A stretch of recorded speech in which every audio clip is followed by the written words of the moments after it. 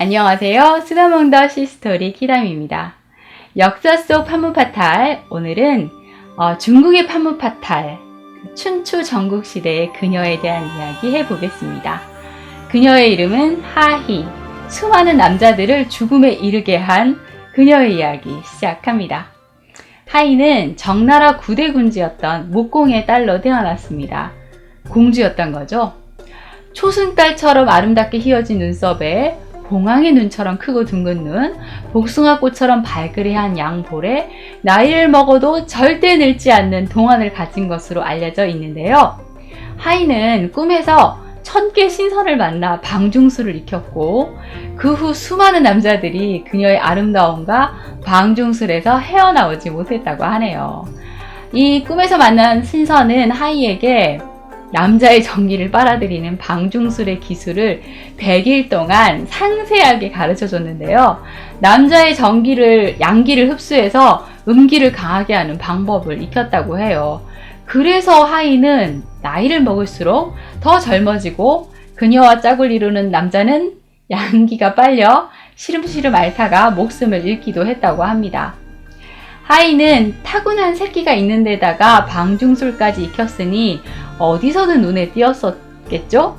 15살 때부터 타고난 본성과 새끼를 드러내는데요. 하희의 첫 남자는 그녀의 친오빠인 세자 자이영공입니다.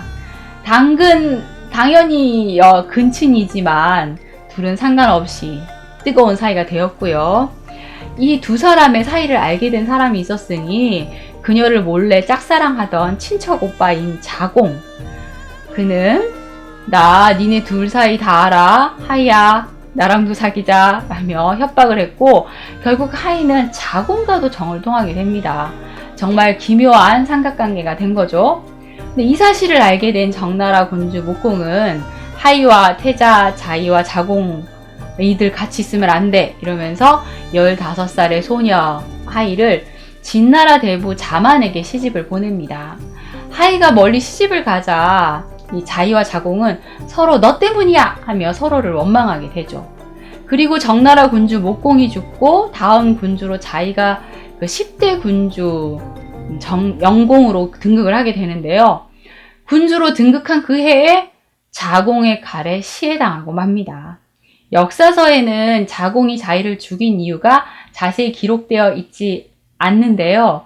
바로 이런 이유가 있었던 거죠. 그럼 시집간 하희는 어떻게 됐을까요?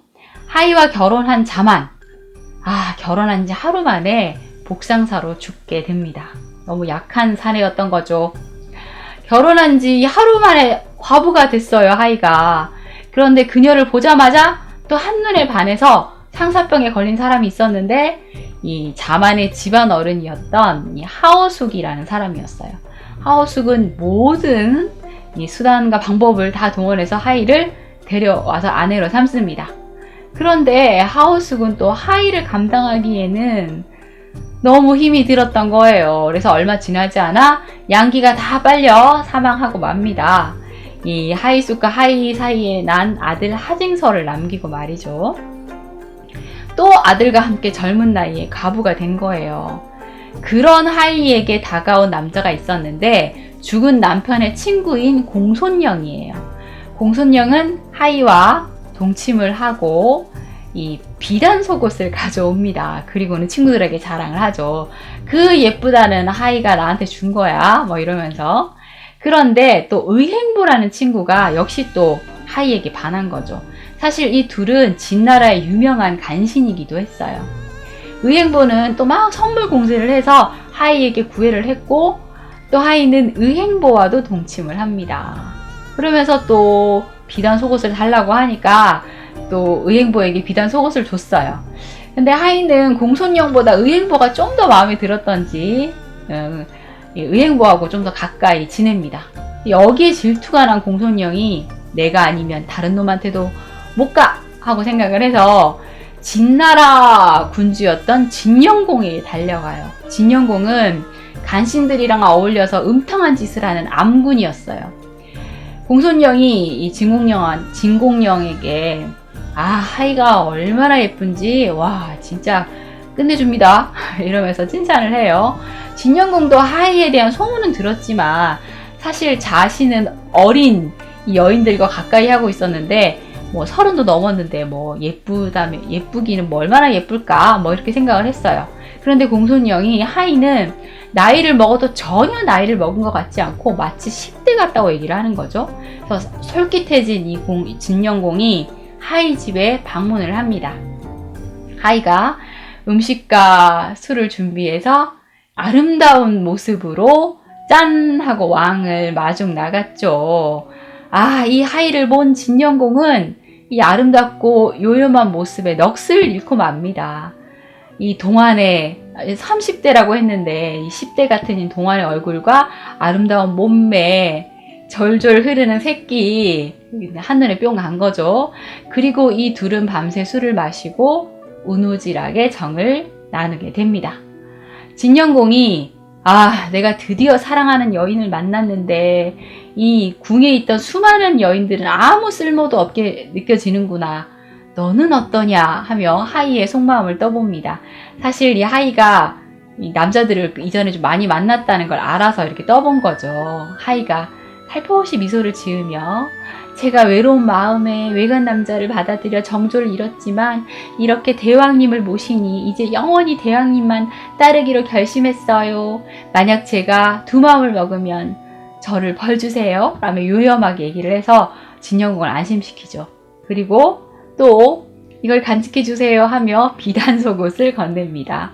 하이에게 이 속옷을 받은 이 세 남자 3명이 모여서 음담패설을 하게 되는데요. 진영공이 내가 하이를 만나기 전에 너희들이 먼저 만나다니 좀 아쉽구나 이렇게 얘기를 하니까 대왕 이 일은 음식을 군주에게 바치기 전에 먼저 맛보는 것과 같습니다. 이딴 소리를 해요. 근데 또 그러하냐 이러면서 히히낙낙 뭐 웃으면서 또 놀았던 거죠. 그렇잖아도 놀기 좋아하는 이 음탕한 군주 진영공은 하이를 만난 후에는 정말 하이에게 푹 빠져서 거의 매일 하이네 집을 드나들면서 시간을 보냅니다. 그렇게 세월이 지나서 하이의 아들 하징서가 이제 점점 자라는데 다른 사람들의 수근거림을 듣게 되는 거죠. 그러니까 엄마의 이 음탕함에 대한 얘기를 들을 때마다 너무너무 괴로워했어요. 그런데 또 한편으로는 엄마가 진영공과 관계를 맺는 바람에 18살밖에 되지 않은 하징서가 사마의 벼슬을 받은 거예요. 군권을 총괄하는 벼슬이에요. 진영공이 하이한테 미치긴 미쳤나 봐요. 하징서는 뭐 열심히 그 임무 수행을 하려고 일단 노력을 하긴 하는데요. 어느 날 공손령과 의행보 진영공이 하이의 집에서 또 술파를 벌리고 있었어요. 뭐 자주 있는 일이죠. 근데 이날도 엄청 취해서 음담패설을 또 나누며 낄낄거리며 웃고 놀고 있는데 진영공이 하징서 이야기를 꺼낸 거예요. 하징서는 누굴 닮았지? 내가 그 죽은 아비 하오숙을 아는데 저렇게 키 크고 잘생기고 그러지 않았는데 이렇게 얘기를 해요. 그러자 의행보랑 공손령이 서로 너 닮은 거 아니야? 이러면서 막 농담을 하는 거죠. 그리고 하이가 만난 남자가 너무 많아서 하징서는 누구 아들인지 알 수가 없다며 이런 얘기를 나눠요. 하징서가 이 얘기를 듣자마자 눈에 불이 번쩍 난 거죠. 그래서 활을 들고 와서 이 더러운 왕 같으니라고 너 따위는 없는 게 나아! 이러면서 활을 쏘아 진영공을 죽입니다. 공손령과 의행보는 겨우겨우 몸을 빠져나와서 도망을 치죠.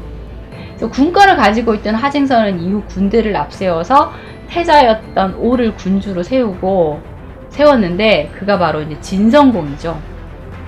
공손령과 의행보는 혼란을 틈타서 일단 초나라로 도망을 갑니다. 그리고 초나라 장왕을 찾아가서 하징서가 반란을 일으켜서 진영공을 시해했으니 그를 죽여달라 뭐 이렇게 얘기를 하죠. 반란?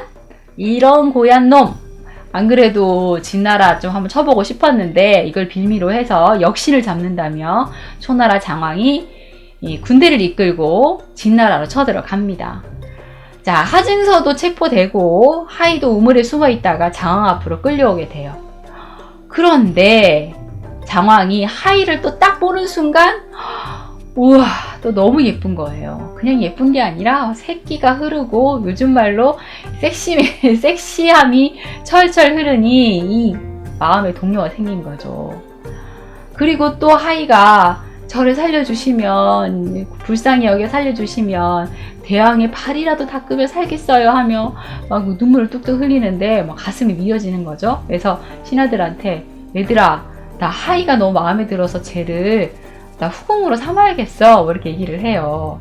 그런데 이 말을 듣고 있던 굴무라는 장군이 있었어요. 굴무 장군이 안 됩니다. 이 한 나라의 군주를 시해한 하징서라는 애의 엄마예요. 그런 사람을 비누로 삼는다면 다른 제후들이 가만히 있겠어요? 이렇게 얘기를 한 거죠. 이 말을 듣고 또 장왕은 하이를 단념할 수밖에 없었어요. 왜냐하면 제후들이 반란을 일으키며 왕자리를 뺏기는 거잖아요. 그러자 자반이라는 사람이, 장군이 나와서 그럼 저 주세요 하고 얘기를 하는데 굴무가 또 반대해요. 하이는 보통 여자가 아니에요. 하이랑 같이 살면 제명에 못 살아요.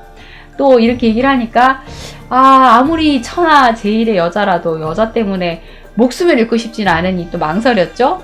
여기저기서 데려가고 싶긴 한데 하고 다 눈치를 보니까 장왕이 얼마 전에 아내를 잃은 양노에게 하이를 주기로 합니다. 양노야 완전 땡큐죠. 이렇게 고운 여자를 아내로 맞을 수 있게 됐으니까요. 자, 이렇게 양노와 결혼을 해서 하이는 목숨을 구하는데 결국 아들 하징서는 죽음을 맞게 됩니다. 자, 하이와 결혼한 양노는 어떻게 됐을까요? 양노는 필의 전투에 나가게 되는데 이게 초나라가 정나라를 공격을 해서 항복을 시켰어요. 그런데 진나라가 구원을 하러 와서 싸운 그런 전투인데요. 이 전투에서 결국 죽어요. 시체도 못 찾고. 그런데 양노가 전투에 나간 사이에 하이는 양노의 아들이었던 흑요를 유혹해서 통정을 나누고 있었고, 또 흑요는 하이에게 빠져서 정신을 못 차리고 있었어요. 사실 친엄마는 아니라도 엄마와 아들인데 두 사람이 불륜을 저질렀으니 이런 패륜이 어딨나요? 일파만파 소문이 퍼져서 하이는 또 굉장히 곤란한 상황에 놓였는데 이때 하이 앞에 짜잔 하고 나타난 사람이 있었으니 바로 굴무 장군입니다. 안 됩니다. 하이를 데려가면 안 됩니다. 라고 반대했던 그 사람이요. 굴무는 사실 하이를 마음에 두고 있었던 거예요. 그래서 다른 사람이 못 데려가게 하려고 그랬던 거예요. 그러면서 이제 하이 앞에 나타나서 사실 나 너 좋아해. 너 지금 되게 곤란하잖아. 일단 친정인 정나라에 가 있어. 그럼 내가 데리러 갈게. 라며 얘기를 하고요. 하이는 남편 시신을 못 찾았으니 그걸 찾아오겠다는 핑계로 정나라로 떠나게 됩니다. 굴무는 장왕에게 이게 노나라를 치러 가야 되는데 노나라를 혼자 못 치니까 제나라의 협력을 구해야 된다. 그러니 내가 제나라로 사신으로 가겠다. 가서 협력을 구하겠다고 얘기를 했고, 그러니 아무 의심 없이 또 보내요. 그런데 굴무는 제나라에 갈 생각이 없었어요. 하이와 남은 여생을 함께할 계획을 세우고 모든 걸 정리하고 제나라 사신으로 가는 척 하다가 정나라로 가서 하이와 결혼하고 다시 진나라로 도망갑니다. 굴무는 사실 초나라 왕족이었어요. 그러니까 엄청난 부와 명예를 가진 사람이었는데, 그리고 또 이 장왕의 신임도 받고 있었고요. 그런데 이 하이라는 여자 하나 때문에 그 모든 걸 포기하고 함께 진나라로 간 거죠. 진나라에서는 굴무가 제 발로 와서 충성을 하겠다고 하니 마다할 이유가 없었고요. 그래서 진나라 군주인 진경공은 굴무를 맞아서 땅까지 주고 여기서 살아 라고 얘기를 했고, 굴무는 이름을 무신으로 바꿉니다. 그런데 이런 굴무의 배신 행위가 초나라에 알려지고 전부 다 화가 났는데 그 중에서 제일 화가 난 건 자반이에요. 와, 내가 데려간다고 했을 때 안 된다고 난리더니 사실은 지가 데리고 살려고 했던 거야? 너무 화가 났던 거죠. 그래서 그 초나라에 남아있던 굴무의 일가 친척을 전부 다 죽이고 또 하이와 통정했던 흑요도 죽입니다. 그뿐만 아니라 이 굴무, 이제 무신이 됐으니까 무신이라고 할게요.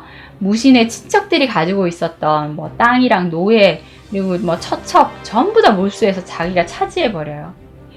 그리고 이 진나라에 뇌물이라도 바쳐서 무신을 쫓아내달라고 요청해야겠다라면서 왕에게 얘기를 하는데, 이제 장왕이 죽고 뒤이어서 초나라 왕인 공왕, 그러니까 초공왕이 군주 자리에 있었는데, 아 그만해라, 이제 괘씸하긴 해도 선왕에게 충성을 한 일도 있고 하니까 이번 일은 덮자, 뭐 이렇게 만류를 해요. 근데 무신은 또 진나라에서 이 소식을 듣고 이를 갈면서 복수를 다짐합니다. 이 원수는 내가 반드시 갚겠다. 이 자반 이놈, 너를 갈갈이 찢어 죽여야 내 속이 풀리겠다, 이러면서 복수를 다짐하죠. 그리고 초나라에게 복수를 할 상대로 오나라를 선택합니다. 오나라는 그때 체계가 잘 갖춰져 있는 나라도 아니고 뭐 군대가 훈련이 잘 돼 있는 나라도 아니었어요. 그런데 이 초나라 후방을 괴롭히는 역할을 할 수 있겠다 싶어서 직접 군사를 이끌고 오나라로 가서 오나라 군사를 훈련시켜요. 갈 때 전차까지 30대를 가져가고 전차 부대도 거닐고 가서 전차 타는 방법도 가르치기도 했대요. 그리고 마침내 오나라가 초나라를 공격해서 이 남쪽 국경지대인 주례를 쑥대밭으로 만들어 버립니다. 이때부터 이 오나라와 초나라는 적대 관계가 됐는데, 이게 바로 이 하이 때문이라는 거죠.